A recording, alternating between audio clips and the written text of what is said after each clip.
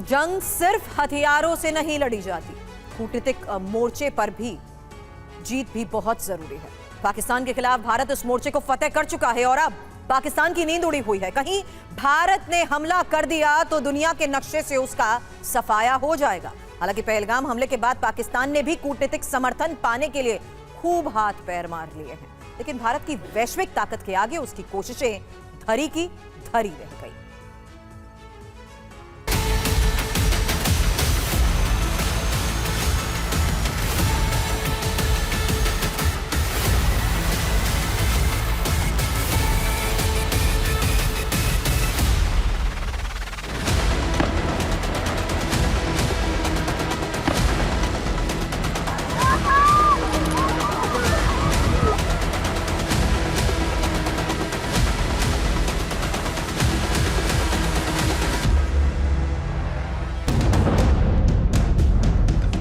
एक दौर था जब पाकिस्तान इस तरह के विक्टिम कार्ड्स खेलकर दुनिया के देशों को गुमराह करता था, मगर अब वक्त बदल चुका है, हालात बदल चुके हैं और पाकिस्तान के लिए दुनिया के जज्बात भी बदल चुके हैं। ये जज्बात बदले भारत की उस दहाड़ से जो उसने पहलगाम हमले के बाद अंतर्राष्ट्रीय मंच पर मारी। भारत ने ऊंचे स्वर में पूरी दुनिया को बताया कि पाकिस्तान आतंकवाद को प्रायोजित करने वाला एक मुल्क है और इस तरह की आतंकवादी घटनाओं का जवाब देने और अपनी आत्मरक्षा का भारत को पूरा अधिकार है। बस फिर क्या था, पाकिस्तान को खुद को बचाने के लिए सारे घोड़े खोल दिए, लेकिन उसका हर पैंतरा नाकाम साबित हुआ। ऐसा इसलिए क्योंकि पहलगाम में हिंदू पर्यटकों पर हमला पाकिस्तान का सबसे बड़ा अपराध है। ऐसा अपराध जिसे क्षमा नहीं किया जा सकता है, सिर्फ दंड दिया जा सकता है।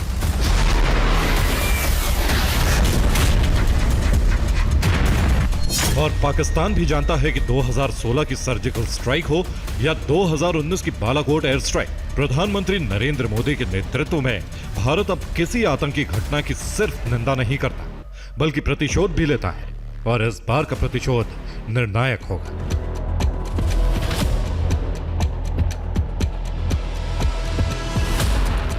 पीएम मोदी के इसी प्रतिशोध के संकल्प से पाकिस्तान भयभीत है।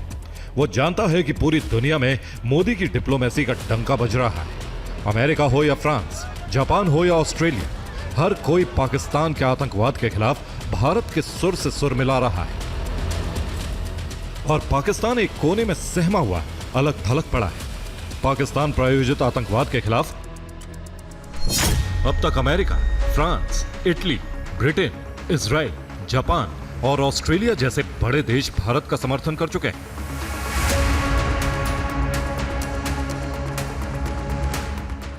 इस लिस्ट में यूरोप समेत दुनिया के तमाम ऐसे देश भी शामिल हैं जो ग्लोबल ऑर्डर में अच्छा खासा रुतबा रखते हैं। ये नाम जब पाकिस्तान के हुक्मरानों के कान तक पहुंचे होंगे तो उन्हें काफी तकलीफ हुई होगी, काफी अपमानित महसूस किया होगा पाकिस्तान ने खुद को। लेकिन अभी तो उसे और जलील होना है, लिहाजा जिन मुस्लिम देशों को वो अपना हमदर्द समझता था, उन्होंने भी भारत का साथ देकर उसे बड़ा दर्द दे दिया है।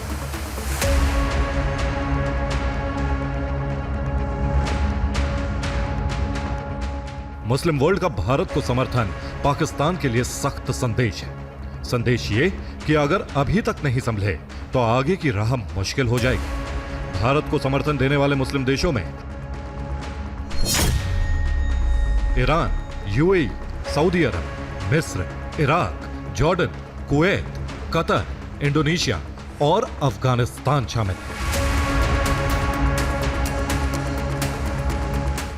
लिस्ट बहुत लंबी है और उसका असर भी उतना ही गहरा है। आपको सरल शब्दों में समझाते हैं कि यूरोप और इस्लामिक देशों के भारत को समर्थन का पाकिस्तान पर कैसा असर पड़ सकता है। इस समर्थन के बाद यूएन, FATF और G20 जैसे वैश्विक मंचों पर भारत का कूटनीतिक दबदबा बढ़ सकता है।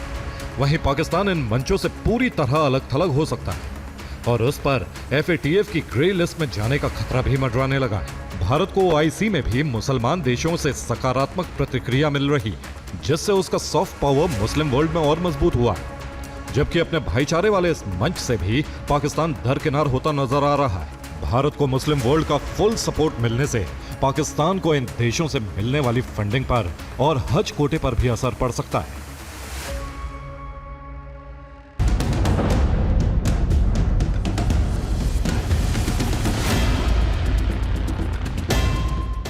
पाकिस्तान की गोदी में बैठे आतंकियों के खिलाफ पूरा विश्व भारत के साथ खड़ा है। सिर्फ कुछ गिने चुने और वैचारिक रूप से कट्टर मुल्क ही पाकिस्तान के पीछे खड़े नजर आ रहे हैं। इनमें तुर्की, चीन और अजरबैजान का नाम है।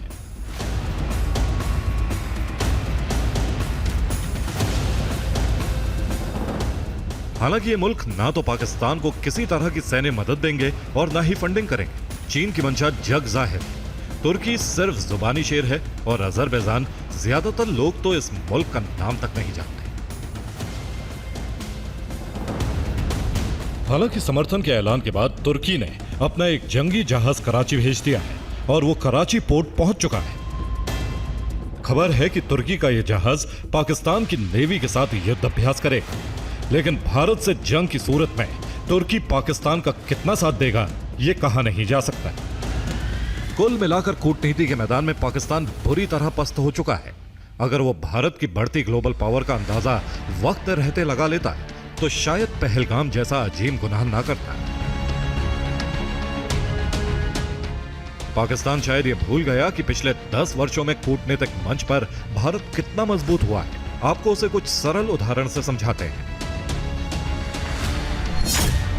2014 में प्रधानमंत्री मोदी ने अपने पहले शपथ ग्रहण के दौरान सार्क के राष्ट्रीय अध्यक्षों को न्योता भेजकर बड़ा कूटनीतिक दांव चला था। 2019 में जब जम्मू कश्मीर से आर्टिकल 370 हटाया गया तो भारत को वैश्विक समर्थन मिला।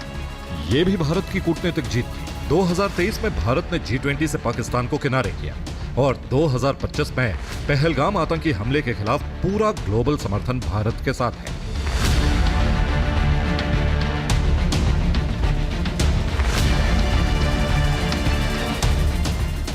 यही वजह है कि पाकिस्तान अब छटपटा रहा है। उसे समझ नहीं आ रहा कि करे तो करे क्या।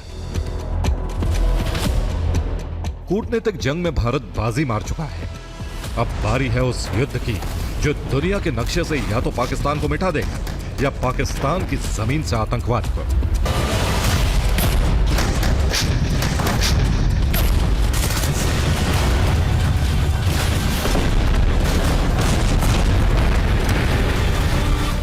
प्रधानमंत्री मोदी की रणनीति ने विश्व मंच पर पाकिस्तान को बुरी तरह एक्सपोज कर दिया है।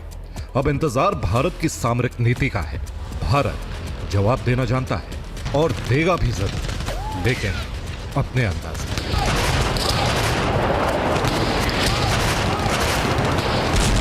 Bureau report, TV9 Bharat.